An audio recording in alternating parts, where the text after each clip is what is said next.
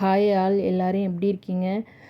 இன்றைக்கி வந்து பசங்களுக்கு என்ன லஞ்சு கொடுத்து அனுப்பியிருக்கேங்கிறது தான் பார்க்குறீங்க. மினி விலாகாக போஸ்ட் பண்ணியிருக்கேன்.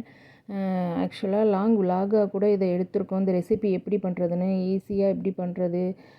ஆக்சுவலாக பிரியாணினாலே ஒன்று மெயின் டிப்ஸ் வந்து என்ன அப்படின்னா, குலையாமல் இருக்கணும், தென் அடி பிடிக்கக்கூடாது, டேஸ்ட் நல்லாயிருக்கணும். இது மூணுமே வந்து எப்படி பண்ணுறது, எப்பயுமே ஒரே மாதிரி ஒரு சில சமயம் நம்மளே பிரியாணி பண்ணும்போது வந்து குழஞ்சிரும், ஒரு சமயம் அடிப்பிடிக்கும், ஒரு சமயம் வந்து டேஸ்ட்டு கம்மியாக இருக்கும். இது எல்லாமே ஒரே மாதிரி இருக்கணும். எப்பயுமே பிரியாணி பண்ணோம்னா டேஸ்ட்டாக இருக்கணும் அப்படின்னா ஒரு சில டிப்ஸ் தான் ஃபாலோ பண்ணணும். அதுக்கான லிங்க் வந்து நான் டிஸ்கிரிப்ஷனில் கொடுக்குறேன், ஃபாலோ பண்ணுங்கள்.